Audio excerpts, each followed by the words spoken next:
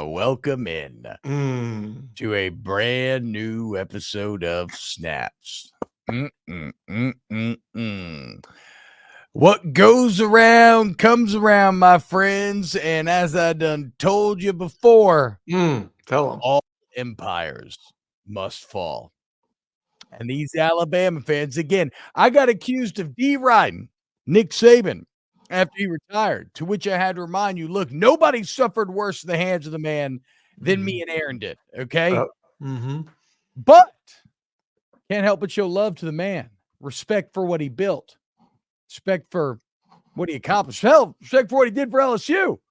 But as I said, we're not going to shit on Nick Saban. What I cannot wait to do is to watch Alabama fans go through it, to learn what it's like when you get thrown out of the pearly gates, thrown out of the Garden of Eden, and you got to scrap in the mud and the muck here with the rest of us. My God. Hey, what's going on? Thank you so much for watching. It would mean the world to us if you could just scroll down, like, hit the subscribe button for the Snaps YouTube channel. It goes a long way towards helping us out. Now, let's dive into some college football. You bring up the player thing, and this goes to you and I were on different sides of this. I think 2 days ago when we talked about it, of these kids, you thought these kids were committing to Alabama because of it was Alabama. Not true. I was on this. I was. Not Yes, true. you were. Yes, we can go back and play it. T. I said that I was more on the I side said of I was 100%. more. They committed the majority. I mean, hell, even like 70+% of those guys committed because of Nick Saban. They committed because Nick Saban was the head coach, and now you're seeing that play out right in front of us. I think the biggest names committed because they were Nick Saban, and the biggest names took pay cuts because it was Nick Saban, maybe. Yeah. And now they're like, well, fuck it. I'm going to go get my money, and I'm going to go get paid somewhere else. And if you're Caleb Downs, you might have the biggest contract that we've ever seen out of a non-quarterback. I mean, Caden Proctor is a 6'8", 365 tackle who just started every single game as a true freshman for a playoff team. So did Caleb Downs. So I know exactly, right? Put up like massive stats. Now, Caleb Downs is even better than Proctor. Like Proctor had some struggles. He got it together by the end. Caleb Downs was awesome beginning to end.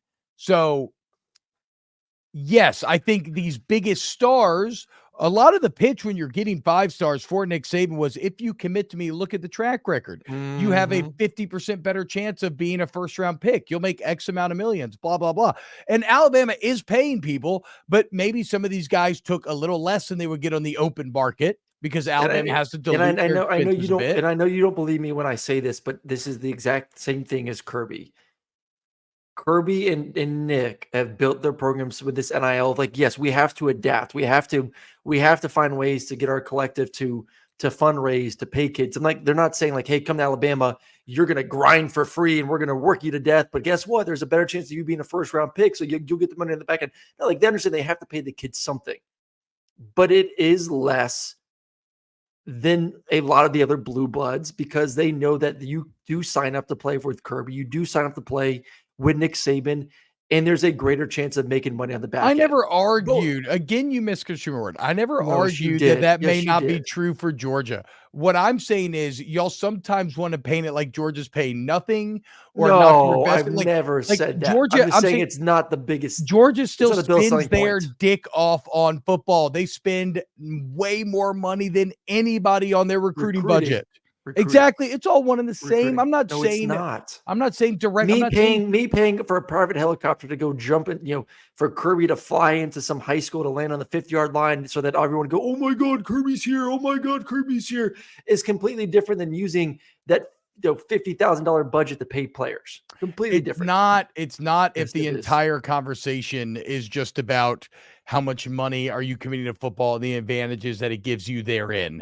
And I hate that Georgia fans sometimes want to act like we're not paying all these crazy NILs. You still are. You're maybe just not paying as much as Caleb Downs could get on the open market. Yep. That's my point. You still are paying a ton of NIL. You're still paying more than anybody in budgets. It's just, maybe you're not paying the 5 stars the exact amount of money that they were getting in the open market, but you're paying them damn near close to it. You are paying, I mean, Carson Beck's making what he makes as a second-round draft pick in the NFL right now.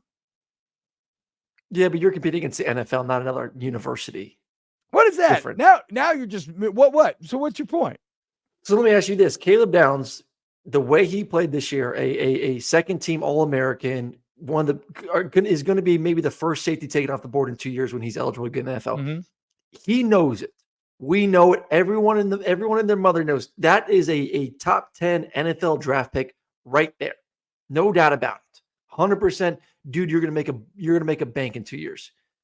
Do you think that he is thinking right now, I would take a pay cut to go to a place like Georgia, to be on that defense, to be with Kirby, or I want to get paid?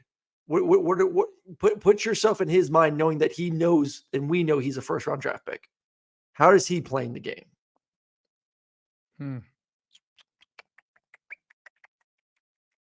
It's tough to say, man. It really is tough to Texas say. comes in and says, you know what, Caleb? Our DB sucked this past year. It's the reason why we didn't win a championship. We didn't have DBs. We'll give you $1.5 million to come be a starting safety at Texas. Or Kirby Smart says, we'll give you $750,000. We're just saying even mil. So $500,000 difference. Where are you going? You think he'll take a half? See, that's where I think your naivete comes into play. If you think motherfuckers out here taking $500,000 pay cuts, what's the pay? So then what's the pay cut you taking if you're Caleb? Like, what is the number in your mind? 50K, 100K, maybe. Maybe. It's Mm. bad business if you go to Georgia if Texas is offering you over $100,000 more. I think that's bad business. I think you're going to develop in both spots just fine. Like you said, you're going to be a top 10 pick no matter what. Yeah. No, true. maybe to him a championship is worth 100K. I don't know. Yeah. But I mean, Texas did prove that they could compete for a championship, and that was the missing piece.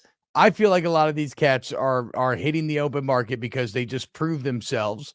There's no longer the Nick Saban glue tying them together. Yep. And now they can go directly benefit and make a lot of money off of what they just did over the course of a full football season. I don't think it's very hard to understand. Chance Green says the portal's killing our roster. It's an Alabama fan. So Chadalak says DeBoer is no joke. Bama's still relevant. So this is the funny part about this is like Bama keeps losing players, but they actually keep making all-star hires to their staff. So yesterday they add Maurice Linguist as co-defensive coordinator. He was the head coach at Buffalo for the last couple of years, and he wasn't great at Buffalo. But look, he coached DBs and linebackers at Michigan. He's coached at A&M, Minnesota, Mississippi State, Iowa State, the Cowboys. He's known as a great recruiter. This is the second head coach to join the staff. Like, this is a very good hire to go along with, obviously, Ryan Grubb coming down on the OC side of the equation, and then getting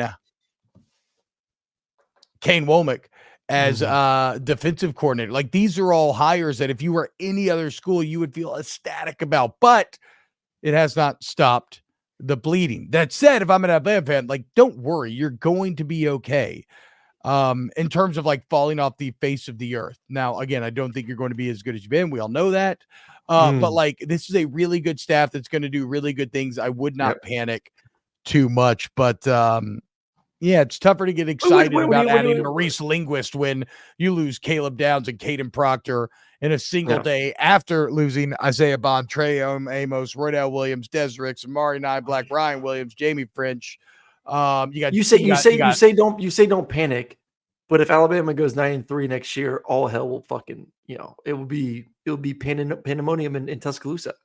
Yeah, and and that's kind of probably arguably in the cards. You are getting to the point right now because the bar is so stupidly high because of Nick Saban, and it's kind of what we thought about.